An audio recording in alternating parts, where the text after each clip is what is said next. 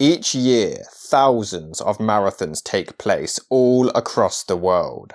Millions of enthusiastic runners testing their physical and mental strength, putting their bodies through incredible strain to try to complete 26.2 miles or 42.1 kilometers. But unfortunately, some attempt to take a shortcut. The marathon can actually be dated as far back as 490 BC, with the Greek messenger Pheidippides, who allegedly was in fear of the Persians storming their city of Marathon in Greece. So he ran all the way to Athens without stopping, before collapsing and dying. In tribute to the legend, in 1896 the modern Olympic Games began in Athens, with the first ever Olympic marathon taking place on April the 10th, won by Spiridon Lewis, with a time of 2 hours, 58 minutes and 50 seconds. Just a year later, on April the 19th, 1897, the Boston Marathon began, being won by John J. McDermott with a time of 2 hours, 55 minutes and 10 seconds. The marathon requires months of extreme and severe preparation to try to get the human body ready for something that it isn't actually physically designed to do. It can sometimes take years to get to a professional level, with many people around the world dedicating their entire lives to it. It wasn't until September the 13th, 1970, when the first ever New York City Marathon was held, later becoming one of the biggest in the entire world. The first event was won by Gary Merck with a time of 2 hours, 31 minutes and 38 seconds. And it was these two running events, Boston and New York, where our story takes place. On June the 21st, 1953, Rosie Ruiz was born in Havana, Cuba. By the time she turned 8 years old, her family relocated to Memphis, Florida. But once in the United States, she became separated from her mother and instead lived with her aunts, uncles, and cousins in Hollywood, Florida. In 1972, Rosie graduated from South Broward High School before going on to graduate from Wayne State College in Nebraska with a degree in music in 1977. After college, Rosie moved to New York, finding work with commodities firm Metal Traders. But as 1979 rolled around, Rosie decided to give herself a challenge and signed up to the New York City Marathon, despite having no running experience.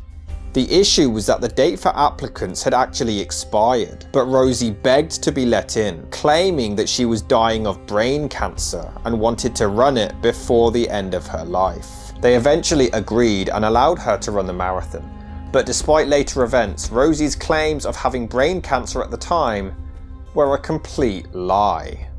On October the 21st, 1979, the New York City Marathon took place. Over 10,000 people were involved, but it soon became clear that Rosie hadn't prepared as much as she needed to. About 8 miles into the race, she began to struggle, and allegedly at the 10-mile mark, she headed to the side of the course and exited the race.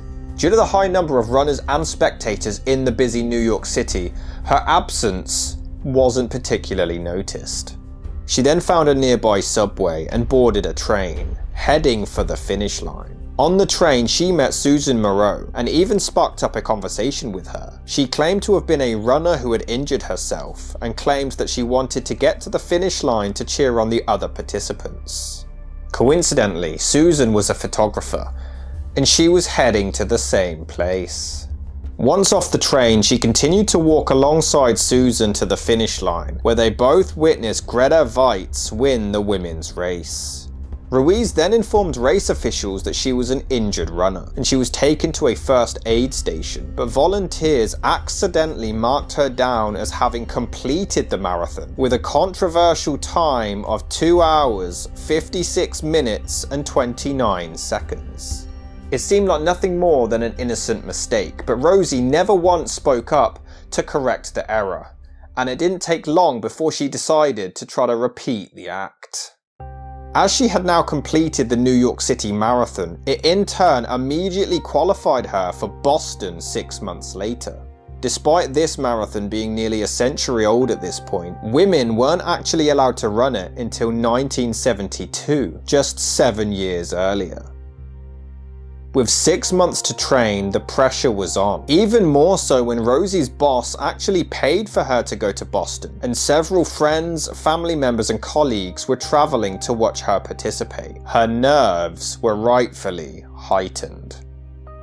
On April the 21st, 1980, the Boston Marathon began, with thousands of participants eagerly crossing the start line. And in a strange sense of deja vu, Rosie Ruiz had started to struggle very early on into the race. Like before, she realised that she hadn't done enough in training, so it's believed that she attempted to test her luck yet again. Rosie once again supposedly found a way to exit the course before waiting around to kill some time and then again catching a train to the finish line. Though this time she didn't speak with anyone and kept as low a profile as possible. What confused all was that Jacqueline Garreau had been leading the race for the past 8 miles or so, and was looking likely to be the female winner. So imagine their confusion when a woman begins approaching the finish line, and it's newcomer and unknown Rosie Ruiz instead. She had allegedly snuck back onto the course and crossed the finish line. This was a lot more achievable in Boston than New York, as it was actually a smaller marathon with less participants and less spectators. And Rosie Ruiz crossed the finish line with a time of 2 hours, 31 minutes and 56 seconds. But she had made a huge mistake. Not only did she cross the line with a 25-minute improvement to her previous time in New York, but she had actually won the women's race, and her time was the fastest female time in Boston Marathon history, and the 3rd fastest female time ever in a recorded marathon. Before she could even realise what she had done, she was very quickly handed the medal, and her incredible achievement celebrated. We're here with the women's winner. She's getting a case of the sneezes. Rosie Ruiz. Okay. I'm sorry. Rosie Ruiz, the women's winner in the Boston Marathon today with a time of 2:31 and change. Now, we don't know how many seconds that is. It may be a new American record. What was the time in your first ever marathon, and where was it? It was 2 hours and 56 minutes and 33 seconds in New York last year. And so you improved from 2 hours and 56 minutes to 2 hours and 31 minutes. I guess so. What do you attribute that improvement in time to? I don't know. Bill Rodgers had won the men's race, competing in his 3rd straight Boston Marathon, but he immediately noticed that something wasn't quite right. Rosie didn't have the look of a professionally trained runner, lacking the muscular-looking thighs. She also wasn't particularly sweaty or out of breath, considering she had supposedly just ran 26.2 miles. When Rosie came in, she had her shirt like this, you know, right to here. You wouldn't wear a shirt, you'd be up like this. Your arms, your shoulders, so you can perspire and cool down. It was so hot that day. Yeah, and she wasn't sweating. A, she didn't look like a runner.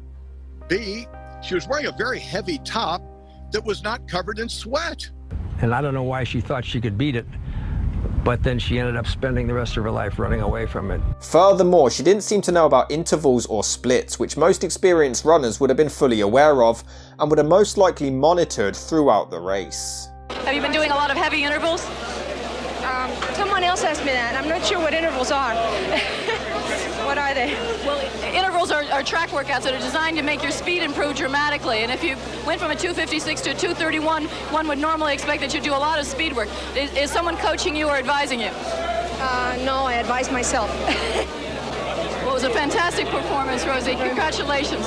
The average female marathon runner has a resting heart rate somewhere in the 50s or lower, but Rosie had 76. And it would have taken an incredible amount of training for her to have improved her time by 25 minutes since 6 months prior.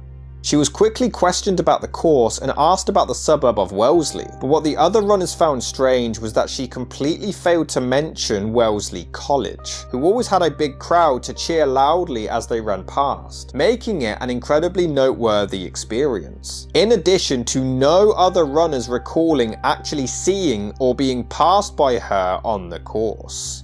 Rosie Ruiz, the mystery woman winner. We missed her at all our checkpoints. She came through the finish in a fantastic 2:31. We have to confirm that time at this point, but she was way ahead of a world-class field here today in the Boston Marathon. Thank you, Rosie. Thank you.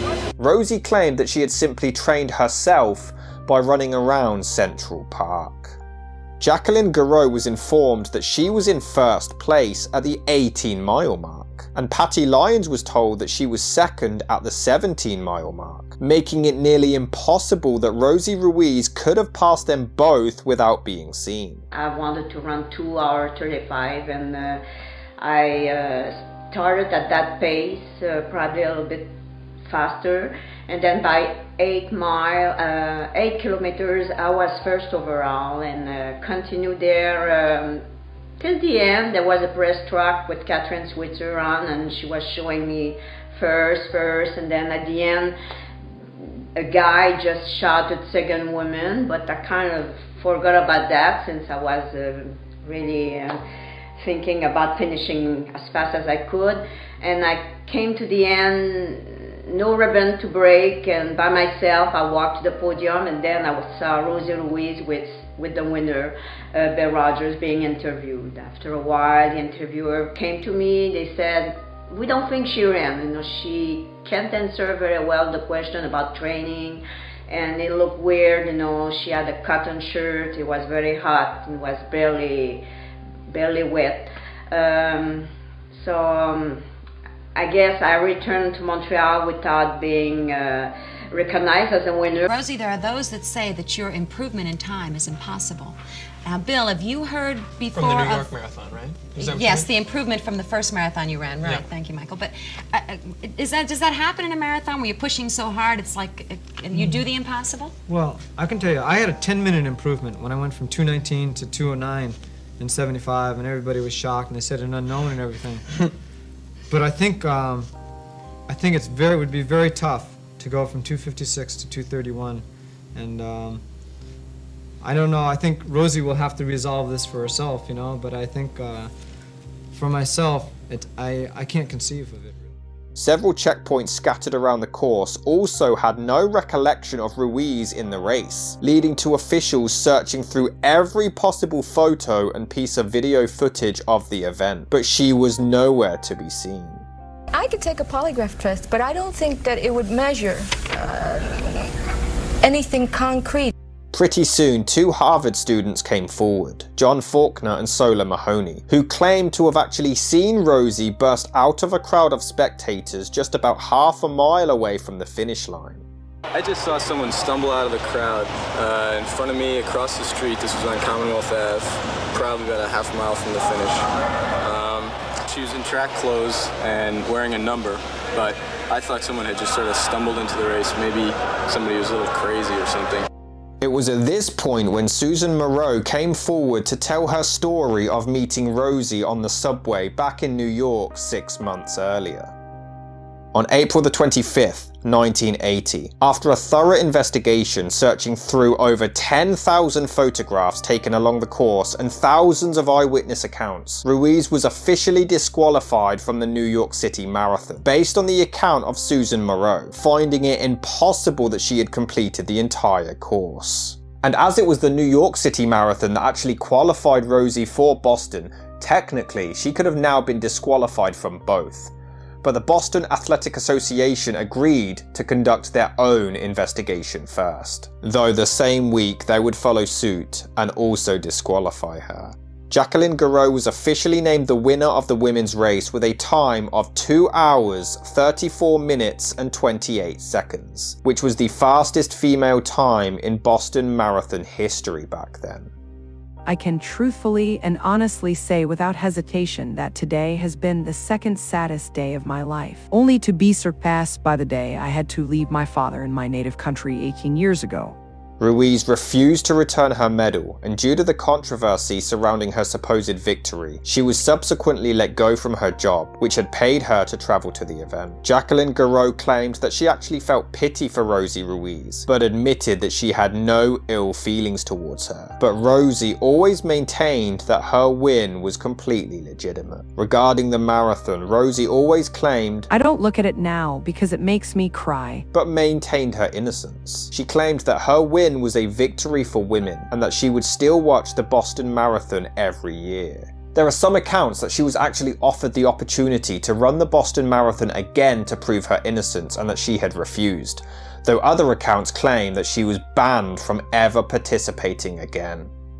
2 years after the marathon, and the official winner Jacqueline Gouraud headed to Rosie's neck of the woods to run a 10-kilometer race in Miami, Florida, and Ruiz actually went to finally meet her face to face. Once confronted, Gouraud asked her why she did what she did, but Ruiz continued to maintain that she had ran the entire Boston Marathon, and claimed that she could prove it through photographs and other evidence, though these were never provided. She even vowed that she would run it again, but she never did.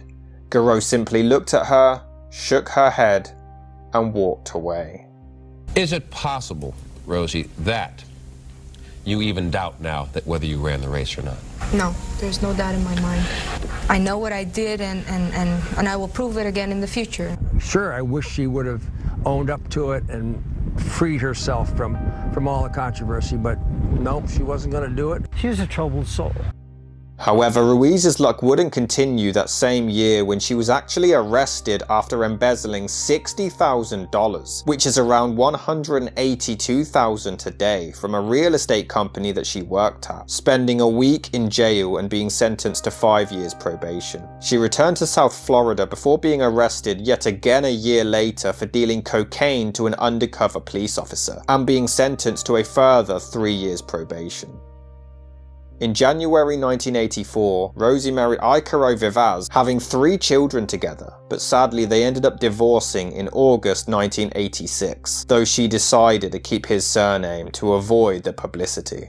By April 1993, Rosie was working in West Palm Beach as a client representative for a medical laboratory company. But right up until the end of her life, Rosie Ruiz always maintained that she truly did run the entire course of the 1980 Boston Marathon. However, in 1996, her friend Steve Marek came out to claim that she actually confessed to him that she had cheated.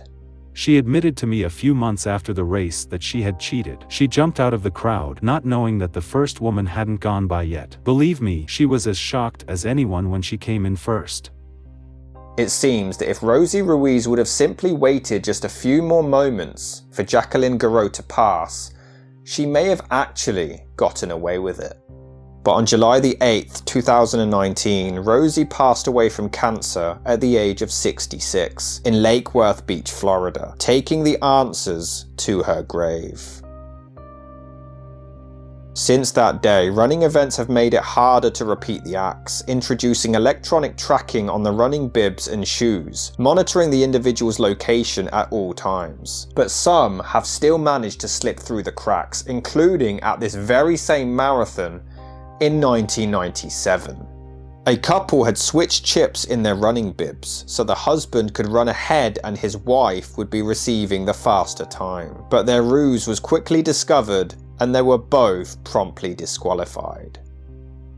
Was Rosie Ruiz truly innocent? Did she actually complete this marathon, or was it all a fraud that she could never repeat? While we all look at the photos and tapes of the event, listen to the eyewitness accounts and her denial and insistence of innocence, we can only continue seeking answers.